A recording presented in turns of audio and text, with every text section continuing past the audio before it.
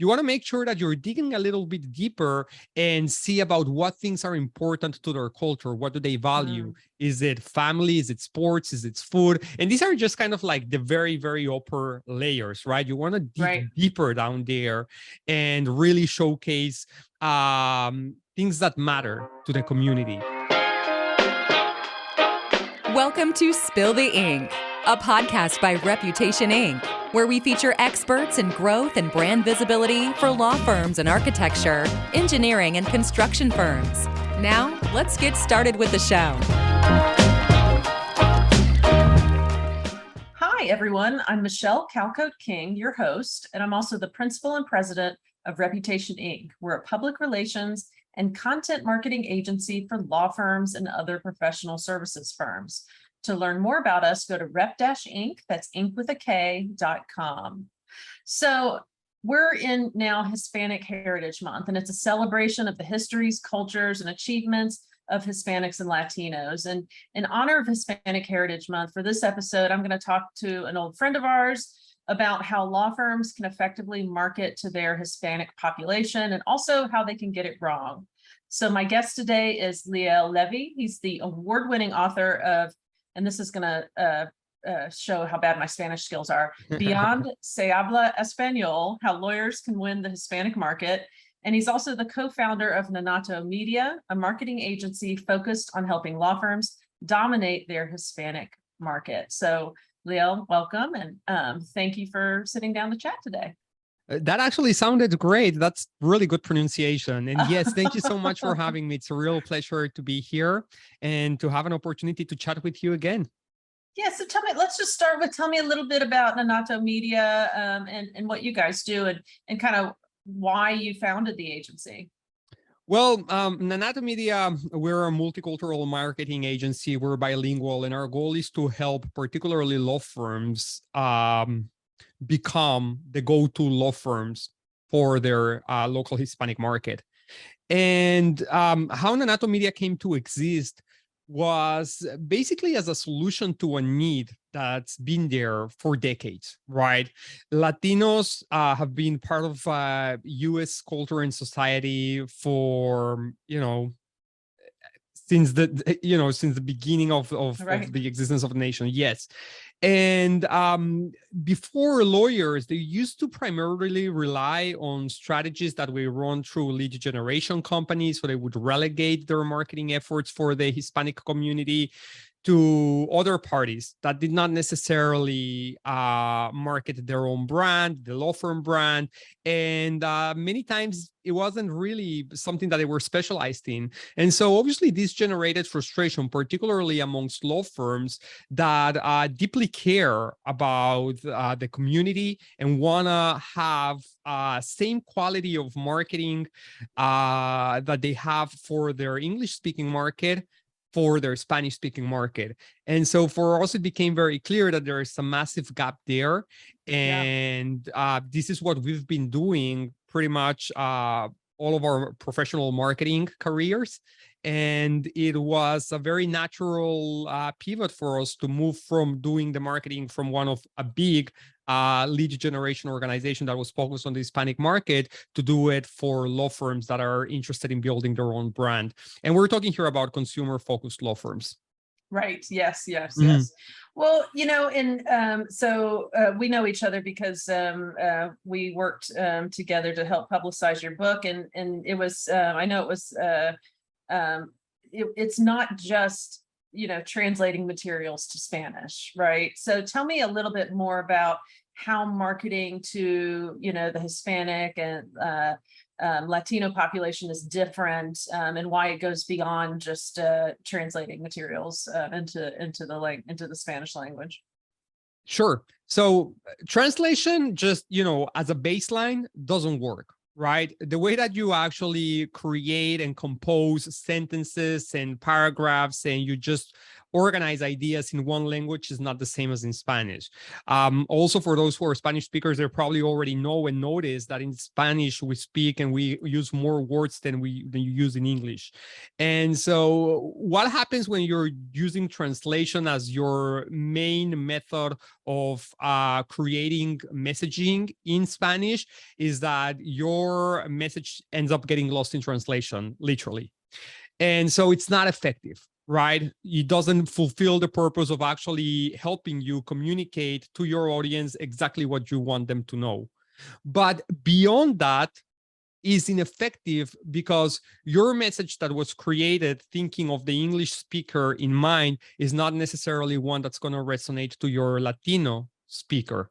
And it's not just about the language then not being really compatible, the words that you're using in English being compatible in the Spanish language. Is more about is what you're saying to your English speaker potential client the same that you would want to say to your Latino speaker. And you may say, well, it is, but at the end of the day, are you customizing, are you personalizing this for it to be even more relevant for the Latino speaker? Are you actually showing them through the messaging that you are seeing them, that you're hearing them, and that you care about them? And if you're not, then that's where you're missing a big opportunity. Because here's the thing about being a minority, and I say a minority in brackets here, because Latinos are by all means no minorities in markets like Texas and California. Just last week, a new census report already showcased that it looks like in Texas, the Latino population is now the largest demographic group. So more Latinos than white non-Hispanics. And that same milestone was achieved a couple of years ago in California. So when you're using the term minority for Latinos, some areas, some states, some of the biggest states in the United States no longer applicable. But generally speaking, when you're a minority, the general message of a brand doesn't necessarily feel that it was created for you. Yeah. Can you give me some examples of those differences? And I know even by asking for examples, that's sort of pigeonholing it, or but can you give me some examples of what some of those differences might be for people? Yeah, absolutely. Well, you see, just the idea, and especially talking about law firms, right? When you are putting yourself on the mindset of the Latino, and especially the one that is Spanish speaker, which if Spanish is their mother tongue, then chances are that they actually immigrated recently within the last 10 or maybe 20 years to the United States. What's on their mind? What are the concerns that they have? How do they think about things? Where do they live? What do they have access to and do not have access to, right? And you actually start talking and seeing things from a mindset that they can understand, then you're going to become more relevant to them. So language is it's a fantastic way of doing it when you're targeting an audience that are likely to be Spanish speakers first. But when you're looking at US-born Latinos, right, you want to make sure that you're digging a little bit deeper and see about what things are important to their culture. What do they value? Is it family? Is it sports? Is it food? And these are just kind of like the very, very upper layers, right? You want to dig deeper down there and really showcase things that matter to the community. And that's why we always think that the best marketing that you can do for yourself is actually getting involved in the community, doing community outreach. And then as you're getting involved in the community, showcase the stories of what's happening there in the community, because nothing's going to speak better about your brand and about your law firm than showcasing the people that you're having an impact on. And I think that's, there's a tons of examples where we see law firms doing this, and the results are astonishing. Wow. So so that makes a lot of sense. It's understanding the consumer that you're targeting, what they care about, their concerns, their needs. What about also, are there differences between how Latinos, the kinds of technology that they use, or how they search for services like law firms? Are there differences in that as well? Yeah. So Latinos, and this is already widely known, but for those who may just be kind of like discovering the Hispanic market, are what is considered mobile power users. What does this mean? That they heavily rely on their mobile devices for all kinds of connectivity. So this is for infotainment. So they watch and listen to basically everything that you would stream traditionally on a TV, but on their mobile devices, or some of the things that you would do on a desktop, they would do on their mobile devices. And there are actually a couple of things here that are important to point out. They really like to search on Google. 93% of Latinos in the US have expressed that Google is their preferred search engine of choice. So they go there to find answers for when they don't know answers to things.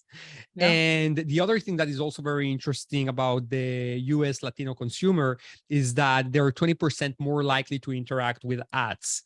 So whereas you may think, you know, every time that I do complete a search query in Google and I get to the search results page, I skip through the ads because I don't care about ads. Well, when you're looking at your Latino consumer, that's not the case. Most of the times they actually do pay attention to the ads. And why is that? Well, it's because there's not a lot of great content on the organic search results in Spanish for potentially what they're searching for, especially if they're searching in Spanish. And so ads tend to be more thoughtful. And not just that, but especially when you're looking at law firms, they tend to also offer a more viable and faster solution to what they need. And the other thing about mobile users is that you're not going to spend that much time on the device as you would, for instance, on a desktop, right? Desktop, it's a bigger screen, it's a big different experience. You can spend more time researching, reading reviews, maybe watching videos, doing comparisons. On a mobile device, you're probably not going to want to read through long text that is on practice area pages and that sort of thing. So you're also more likely to initiate a conversation, most likely via phone call, faster. Because Latinos want answers, most likely they need a fast answer to try to troubleshoot the problem that they're going through. And so that's kind of a lot about Latino consumer behavior there. Yeah, no, that's fascinating about the ads. That's fascinating about the ads, but it makes complete sense that once they get to the organic search results, they've learned that there's not a lot there that really resonates because it's more built, I guess, for an English-speaking audience. Well, what you'd encounter a lot on the organic search results is surprisingly, you'll be surprised how many times pages that are not even in Spanish get to rank, even on the first result, the first page of search results. But even the content that is in Spanish oftentimes is not really that great. It's literal translations of pages that were first created in English. They just have terrible UX and UI. User experience and design, and the scroll on them is just not really pleasant. So ads are a more efficient way of finding quick and fast information to what they're looking for, and then allowing them to take a next step in a way that doesn't require a lot of effort from their end.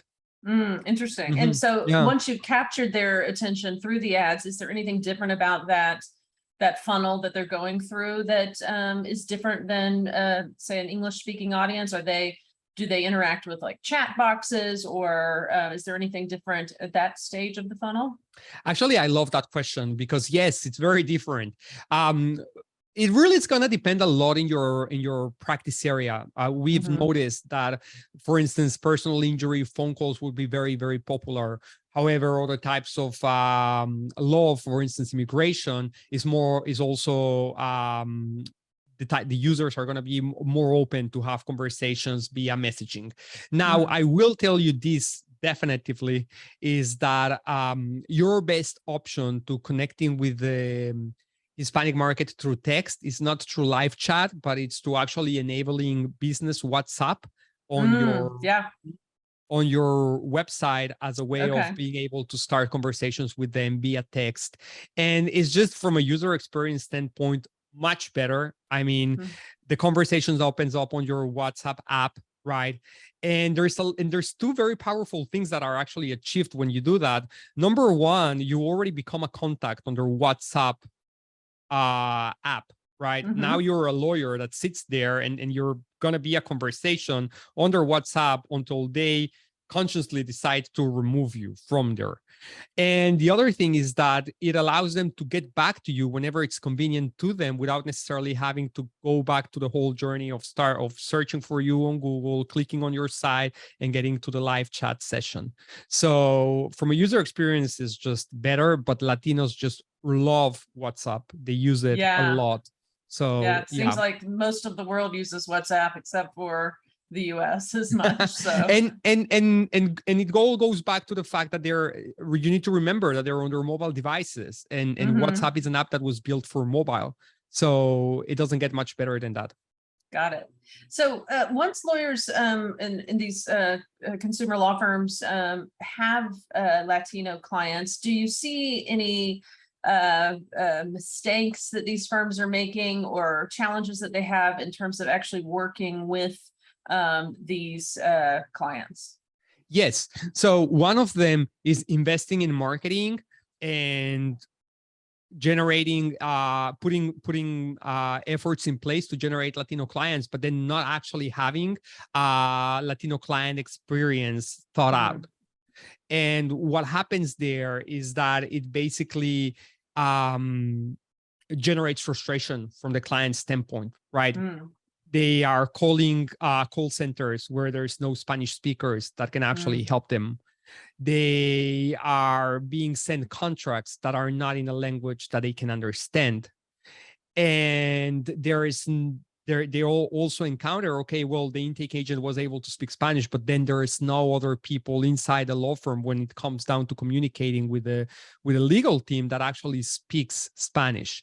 And so all of those things are roadblocks. And if you fail at any of those points, you're taking a risk of losing the client. And so that's one of the issues that we see law firms facing oftentimes, is that they do want to enter the Hispanic market, but they're not actually structured internally to be able to provide a good quality client experience to their Spanish speaking clients. So yeah, that's really important, and that's fantastic that you guys can help these firms with that. So it's not just about capturing the client, it's then making sure that client experience for them once they become a client continues, that they still, because there's nothing worse than feeling that sort of that bait and switch feeling that, you know, you've been sold to in a certain way, and then once you sign on the dotted line, you get a different experience. So because trust is so important, you know, in that attorney relationship. Right. And it can break if it's not kept throughout, right? They may have had an excellent rapport and connection with the intake agent, but if that intake agent is not going to be leading the case beyond that point, and then whomever takes, you know, the ball from after intake onwards, it's not connecting with a client in that way, then it's ineffective. The other thing I would say also is the lack of awareness about what could be the areas of concern to Latino clients. What we know from our experience is that oftentimes Latinos need a lot of hand-holding when it comes down to understanding how cases are built and what needs to happen in order for a case to be able to run its path, right? And if you're not training your staff and you're not generating the awareness about how to explain, how to educate your clients, even after they've already reached out to you, they don't know everything that you know. And assuming that they do, it's a huge mistake, may leave you without being able to convert really valuable leads to clients. So, yeah. I like that. I like that y'all are offering that expertise. Let's talk a little bit about your book. I mean, I know that a lot of what we've talked about is what people will learn in the book, but tell me what else if a lawyer or law firm is looking to more effectively market to the Latino population, what are they going to take away from your book?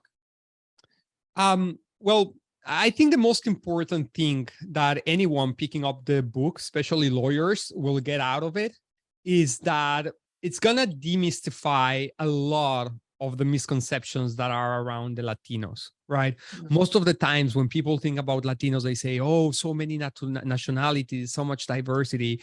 And we feel that the first thing that someone who's approaching the Latino market should do is not try to categorize Latinos by their country of origin, but more so by the level of acculturation that they have. And so that's one of the things, that's one of the baselines that the book will give you, because once you understand that, you're going to have a completely different understanding and view of the Latino market. And the other thing that I think it's very valuable about reading the book is that I think, it's very easy to get intimidated with the prospect of, okay, I need to target or create a campaign for community that I may not necessarily be part of. And where do I start? How do I do it right? What steps can I take to prevent making mistakes that others have made did not work?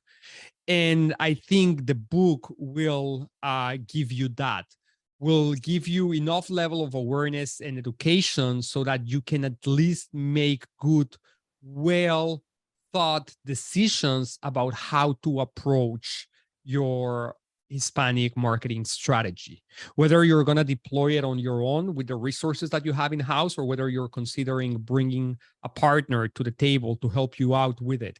It's going to give you enough education and awareness so that you're not just sitting at the table listening what others are telling you, but actually actively partaking in the decision making in a way that you're looking after the interests of your law firm and your clients, which I oftentimes see lawyers really completely lost when it comes down to being able to talk and make decisions about their Hispanic marketing strategy. Yeah, I mean, lawyers are like all small business owners. They go into it because they know the law, not because they're great marketers or great finance people. And so they have to find people like you to help them navigate these things. But you'll be surprised, Michelle, because even though, those big marketing lawyers, those that we are all the time seeing on TV and in the news and on the billboards and such, even those, they may have very good and strong strategies in English, but when you have conversations with them about their Spanish marketing efforts, they're completely lost. And I've had a lot of conversations with several of them. And I think, it's really interesting to see how much on a vulnerable position they feel they are when it comes down to it. And so I think, that's one of the things that the book does, takes you away from that position. Yeah. Well, this is great. And it's such a good conversation for us to mark Hispanic Heritage Month. So I really appreciate you being here. So we have been talking to Liel Levy of Nanato Media. So tell our listeners where they can find the book and learn more about you guys. Yeah, so the book, you can get it as easily as just by Googling it in Amazon, but I understand Beyond Se Habla Español, How Lawyers Win the Hispanic Market may not be something that everyone can easily spell. So hopefully by either searching for me, Liel Levy on Google, or Nanato Media, which is the name of our agency, you're going to be able to easily find your way to a place where you can order the book. Or if you're interested in connecting with me or with anyone in our team, we'll always be happy to talk to lawyers, marketing professionals, or anyone who is interested in connecting with their Hispanic audience. Great. And we will post the links as well when we publish the podcast. All right. Well, thank you. Thank you so much. It's my pleasure. Thank you very much, Michelle. Thanks for listening to Spill the Ink, a podcast by Reputation Inc. We'll see you again next time, and be sure to click subscribe to get future episodes.